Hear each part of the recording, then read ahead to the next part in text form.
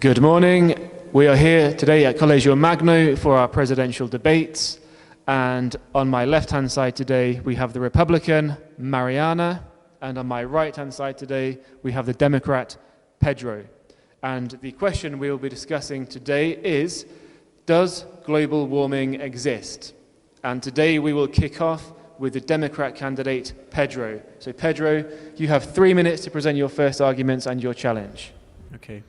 Thank you, Judge. So, global warming does exist. Globalization of the world brought many advances and brought a more united world for us. But those advances also brought troubles. The main trouble we're talking about is global warming, because it is one of the main risks of the extermination of all the living beings in the world. The first evidence is that in the past century, the CO2 emissions rose since the start of the use of fossil fuels in the 20th century. As the emissions of the greenhouse gases due to the Industrial Revolution, and with time, the human species grew, making necessary products and food. So the industrialization became a massive to attend the global demand. So the use of fossil fuels was necessary, what made the greenhouse gases and the CO started to be produced in a process that used those fuels. The second evidence is that images from the National Geographic have shown that polar ice caps melted, and studies from NASA proved there was a rise in the ocean levels due to the melted ice, and that by 2050, cities like Venice, New York, and Rio de Janeiro will be underwater, because the rise in the temperature will have melted all the ice in the North and South Poles, making the sea level rises and those coastal cities will disappear. The third evidence is that greenhouse gases produced by the CO2 emissions create holes in the ozone layer that permit more sunlight to come and make it more difficult to get out. So it creates heat, and which makes the temperature rise. And the rapid change in the temperature affects the agriculture, because some plants need different types of conditions to grow.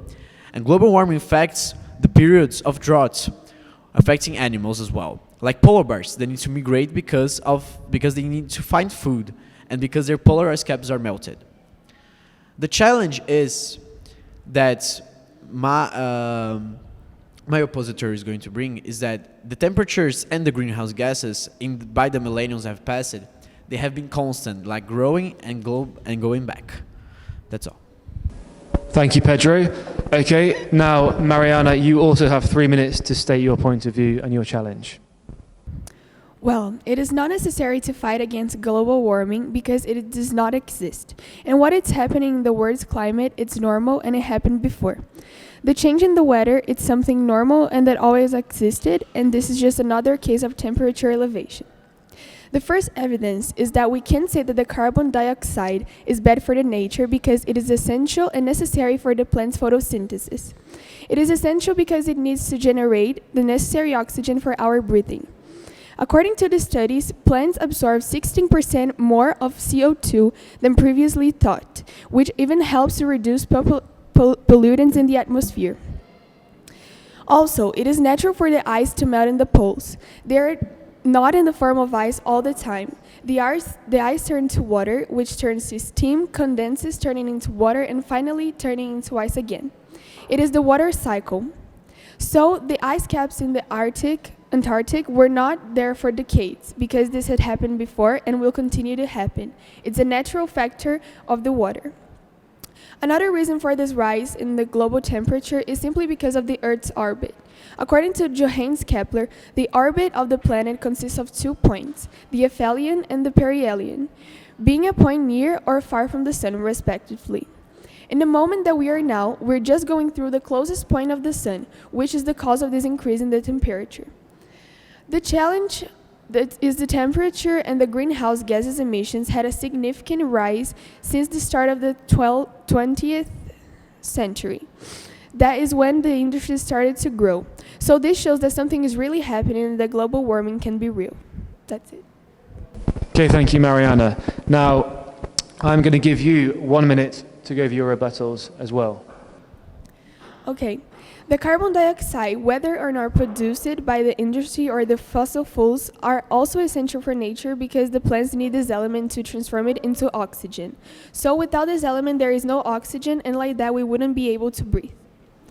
Now let me ask you a question. When you put an ice cube in your water, does it last for more than 5 minutes? No, and that's exactly what happens in the poles. It is natural for the ice caps to melt as well as the ice cube in your water.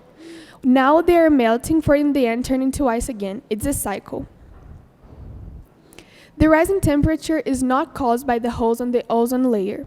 No, our short distance from the sun right now is the cause of the rising global temperature. The planet by its natural order shifts, so the rising temperature is due to its approach to the sun. Okay, thank you, Mariana. Now, Pedro, you also have 1 minute for your rebuttals. Okay, so it is true that the greenhouse emissions have been a variable throughout the millennials, but recent studies by NASA have shown a constant growth, never shown before in the emissions in the last 150 years, that is unprecedented and to what was shown in the past millennial, and the scientists expect the growth to continue. Second, according to the National Geographic and NASA, volcanic eruptions, solar radiation, and the position of the Earth in relation to the Sun are natural changes to the planet's temperature. But when scientists conduct their researches, they take those factors into account to monitor the Earth's temperature. And lately, there was proven that the changes of the temperature are beyond the natural.